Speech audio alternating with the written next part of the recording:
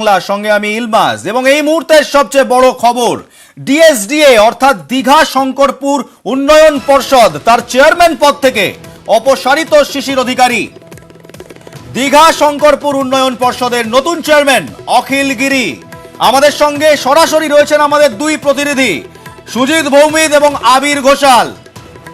প্রথমে চলে যাব সুজিতের কাছে। সুজিত, আমায় বলো, দীঘা শঙ্করপুর উন্নয়ন পর্ষদ থেকে হঠাৎ কেন শিশির অধিকারীকে সরানো হলো?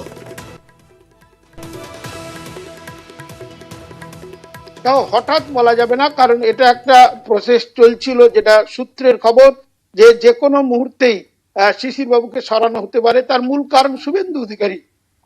তুমি জানো, শুভেন্দু অধিকারী দল বদলের পর থেকে যে অধিকারী পরিবারের উপর নির্ভর করত যে দল তৃণমূল, তারা কিন্তু নির্ভরতা ক্রমশ কমাতে থাকে এবং তার যে একটা নমুনা সেটা কিন্তু পাথি পুরসভার পুর প্রশাসক পদে সৌমেন্দু অধিকারীকে সরানোর দিক থেকেই কিন্তু পরিষ্কার হয়। এবং তারপর থেকে যেটা তৃণমূল নেতৃত্ব জেলা, তারা কিন্তু মূলত বলছিলেন যে শিশির অধিকারী একাধিক পদে আছেন কিন্তু সেভাবে কাজ করছেন না, কোনো পদক্ষেপ নিচ্ছেন না। এই যে অভিযোগ, সেটা কিন্তু তারা রাজ্য নেতৃত্বের কাছে জানিয়েছিলেন বলে সূত্রের খবর।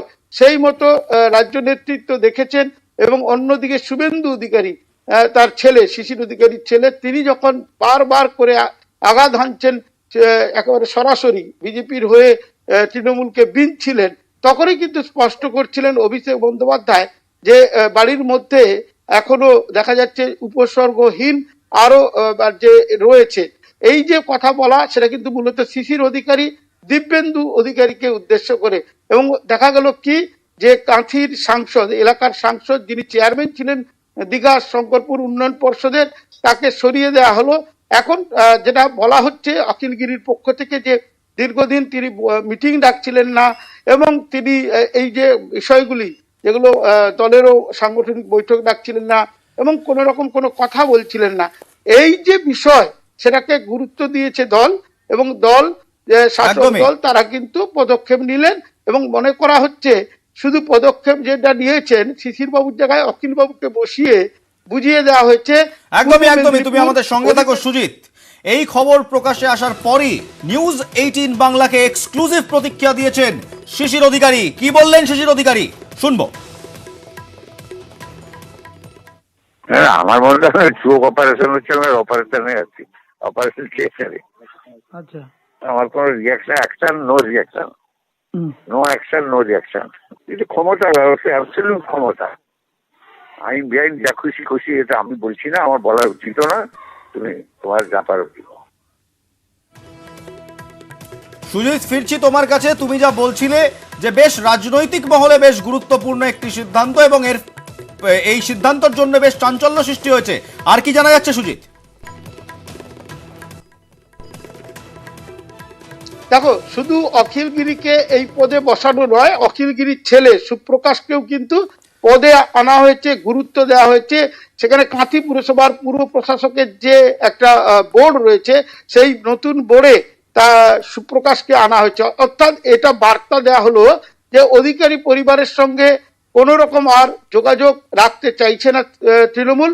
অন্যদিকে উল্টো শিবিরে থাকা অখিল গিরিকে গুরুত্ব দেওয়া, তার ছেলেকে পদে আনার মধ্য দিয়ে বুঝিয়ে দেওয়া হচ্ছে যে এই জেলার বলা যায় যে নির্ভর করবে বা নেতৃত্ব দিবে অখিল গিরি এবং গিরি পরিবার। এই যে বিষয়, সেটা কিন্তু একেবারে একটা মানে বলা যায় গুরুত্বপূর্ণ সময়। সামনেই নির্বাচন, তার আগে শুভেন্দু অধিকারী দল ছাড়া এবং দল ছাড়া। সুজিত, তোমায় আমি একটা প্রশ্ন করতে চাই। সুজিত, এরকম কোন ইঙ্গিত কি আগে থেকেই অধিকারী পরিবার পেয়েছিলেন? তারা কি ইঙ্গিত পেয়েছিলেন যে এরকম ডিএসডি এর পদ থেকে শিশির অধিকারীকে সরাতে হতে পারে?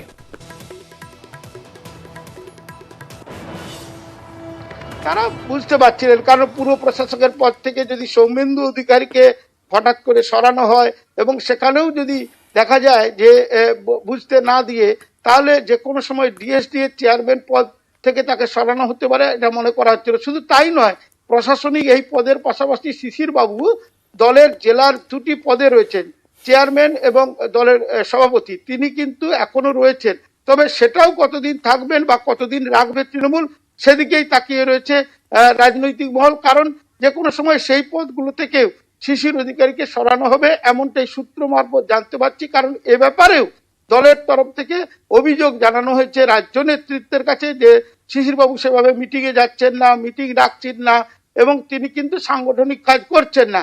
এটার মধ্য দিয়ে এটাই পরিষ্কার যে নির্বাচন সামনে, সেখানে কিন্তু যে কোনো মুহূর্তে শিশিরবাবুকে ওইসব পদ অর্থাৎ দলের সাংগঠনিক পদ থেকেও সরানো হতে পারে। একদিকে প্রশাসনিক পদ থেকে সরানো হলো, তারপরে কিন্তু দলের পদ থেকে সরানো হতে পারে এমনটাই সূত্র মারফত জানতে পারছি। যদিও তুমি যেটা বললে অধিকারীকে জানানো, সে জানানোর প্রশ্নই নেই, সেই সিচুয়েশন নেই। কারণ প্রকাশ্য সভায় রাজ্য নেতৃত্ব তৃণমূলের জানিয়ে দিচ্ছেন যে একেবারে এই বাড়িতে যারা রয়েছেন তারা নামেই তৃণমূলে, তারা বিজেপির সঙ্গে যোগাযোগ একেবারেই ধন্যবাদ তোমায় সুজিত।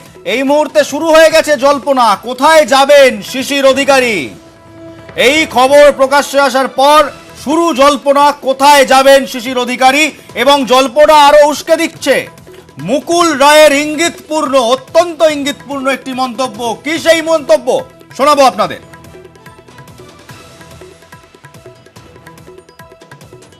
আগের খবর সেটা হচ্ছে যে শিশির অধিকারীকে দীঘা উন্নয়ন একটা পারিবারিক রাজনৈতিক দল পরিবারের মতনই কাজকর্ম করে। না, সেক্ষেত্রে কি আপনার মনে না, হয় কোনো মানে সেই শিশিরও এবার ফুটতে পারে পদ্মে? না, পারিবারিক একটা রাজনৈতিক দল, তারা তাদের সিদ্ধান্ত নিয়েছে, এ সম্বন্ধে কোনো মন্তব্য না করাই ভালো।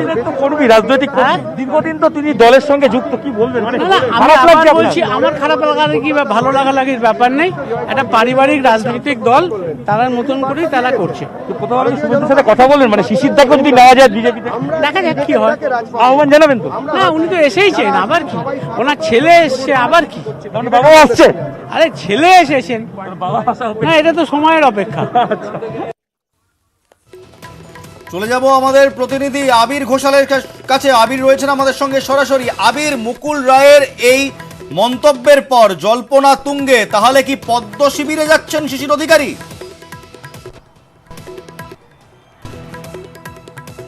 দেখো, তিনি পদ্ম শিবিরে যাচ্ছেন কিনা সেটা অবশ্যই মুকুল রায়ের উত্তরের মতোই অপেক্ষা, এবং সেটা কদিন পরই হয়তো জানতে পারা যাবে। তার কারণ প্রকাশ্যে এখনো পর্যন্ত শিশির অধিকারী বা তার পরিবারের বিজেপিতে যোগ দেওয়া সদস্যরা কিছু জানাননি। তবে এটা ঠিক, কিছুদিন আগেই যখন অধিকারী পরিবারকে আক্রমণ করা হচ্ছিল রাজনৈতিকভাবে, তখন শুভেন্দু অধিকারীর একটি বক্তব্য তোমার নিশ্চয়ই মনে থাকবে। সেখানে তিনি বলেছিলেন যে পদ্ম ফুটবে, অবশ্যই তার ঘরেতেও ফুটবে, এবং সেই বক্তব্যের পরই দেখতে পাওয়া গেল যে 1 জানুয়ারি সৌমেন্দু অধিকারী তিনি তৃণমূল ছেড়ে বিজেপিতে যোগ দিলেন। ফলে সে অর্থে দাঁড়িয়ে শিশির অধিকারীর যে ধরনের মন্তব্য বা তিনি যে গত কয়েকদিন ধরে যে ধরনের আচরণ করেছেন, তাতে এটা পরিষ্কার হচ্ছে তিনি হয়তো সেদিকে ঝুঁকতে পারেন। তবে আদেও তিনি ঝুঁকবেন কিনা সেটা অবশ্যই সময়ের অপেক্ষার মধ্যে থাকতে হবে। একটা বিষয় পরিষ্কার, তৃণমূল কংগ্রেস যেটা গত কয়েকদিন ধরে বারবার ধরে বলছিল যে শুভেন্দু অধিকারী ও পরবর্তী সময় সৌমেন্দু অধিকারী তারা দল ছেড়ে চলে যান। পূর্ব মেদিনীপুরে তৃণমূল কংগ্রেসের তরফ থেকে দলের দায়িত্বে ছিলেন হচ্ছে শিশির অধিকারী, যদিও শিশির অধিকারীর কাছ থেকে কোনো ধরনের বিবৃতি বা কোনো ধরনের মন্তব্য তাদের দল ছাড়ার প্রসঙ্গে জানা যায়নি। একদম, তুমি আমাদের সঙ্গে থাকো আবির। 7ই জানুয়ারি অভিষেক বন্দ্যোপাধ্যায় অধিকারী পরিবার সম্বন্ধে কিছু মন্তব্য করেছিলেন। কি মন্তব্য করেছিলেন অভিষেক বন্দ্যোপাধ্যায় শোনাবো আপনাদের। আমি বলেছিলাম আপনি হচ্ছেন উপসর্গহীন পাল্টিবাজ, বেঈমান, আর সারা বাংলায় কি পদ্মফুল ফোটাবে। সঙ্গে সঙ্গে একটা ভাইকে নিয়ে এসে জয়েন করে দিয়েছে। তার মানে কি তোমার বাড়িতে আরো অ্যাসিম্পটোমেটিক পেশেন্ট রয়েছে, তুমি প্রমাণ করছো।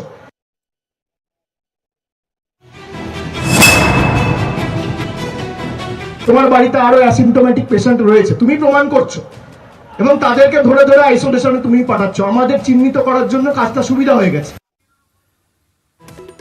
আবির, আবার ফিরবো তোমার কাছে। এই মুহূর্তে রাজনৈতিক মহলে তো জল্পনা তুঙ্গে। একদিকে অভিষেক বন্দ্যোপাধ্যায় তিনি বলছেন বাড়িতে আরো অ্যাসিম্পটোমেটিক পেশেন্ট রয়েছে, তার উপর মুকুল রায় জল্পনা উস্কে দিচ্ছেন এই বলে যে পদ্ম শিবিরে স্বাগত শিশির অধিকারী। কি বুঝতে পারছো, রাজনৈতিক সমীকরণ কি বলছে? তো অবশ্যই শিশির অধিকারীর মতো নেতাকে পেলে বিজেপি শিবির নিশ্চয়ই সেই গোটা বিষয়টা নিয়ে আগ্রহ দেখাবে, এবং শুভেন্দু অধিকারী তো তিনি নিজেও জানিয়েছিলেন যে তার পরিবারের সদস্যরাও আসতে পারেন, সে ধরনের ইঙ্গিত দিয়ে রাখা হয়েছিল।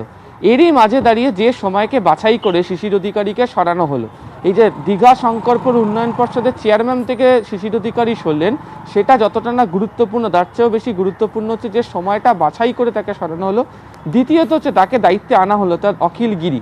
তুমি জানো যে পূর্ব মেদিনীপুরের জেলা রাজনীতিতে অধিকারী পরিবারের সঙ্গে গিরি পরিবারের সম্পর্ক আদৌ মসৃণ নয়, এবং যেভাবে গত কয়েকদিন ধরে অধিকারী পরিবারকে জেলার তরফ থেকে আক্রমণের দায়িত্ব গিরি পরিবার নিয়েছিল, কাঁথিতে মিটিং মিছিল করানো, সেখানে জনসভা করা, সেখানে বক্তব্য রাখা, এর মাধ্যমে তো পরিষ্কার হচ্ছে যে পূর্ব মেদিনীপুরের ক্ষেত্রে অধিকারী পরিবার আউট, গিরি পরিবার ইন, তাকেই করতে চাইছে তৃণমূল কংগ্রেস। ফলে এই পরিস্থিতিতে দাঁড়িয়েও অধিকারী পরিবারের বাকি দুই সদস্য অর্থাৎ শিশির অধিকারী এবং একই সঙ্গে হচ্ছে দিব্যেন্দু অধিকারী কি সিদ্ধান্ত গ্রহণ করেন সেটার দিকে সকলে চেয়ে রয়েছে। তবে পরিস্থিতি যেদিকে এগোচ্ছে, যে ধরনের মন্তব্য উঠে আসছে, তার পরিপ্রেক্ষিতে যে ধরনের ব্যবস্থা প্রশাসনিক মহল থেকে গ্রহণ করা হচ্ছে, তাতে একটা জিনিস পরিষ্কার, হয়তো তৃণমূল কংগ্রেসের সাথে দীর্ঘদিনের যে সম্পর্ক চলছিল অধিকারী পরিবারের, এখনো পর্যন্ত যা যোগসূত্র হয়ে শিশির অধিকারী এবং দিব্যেন্দু অধিকারীর মাধ্যমে রয়েছে, সেটাও হয়তো কেটে যেতে চলেছে। তবে এখন দেখার যে জেলা সভাপতির পদ তিনি থাকেন নাকি তিনি সেখান থেকে নিজে সরে যান, না তৃণমূল কংগ্রেস অন্য কোনো ব্যক্তিকে সেই পদের জন্য ভাবনা চিন্তা করে। একদম, তুমি আমাদের সঙ্গে থাকো আবির, তো আমাদের সঙ্গে থাকছে সুজিত ভৌমিকও। আমরা নিয়ে নেবো একটি ছোট্ট বিরতি, বিরতির পর ফিরে এসে শোনাবো এই মুহূর্তে রাজ্য রাজনীতির তোলপাড় এই ইস্যুতে কি বলছে তৃণমূল, কি বা বলছে বিজেপি, শুনবো বিরতির ওপারে।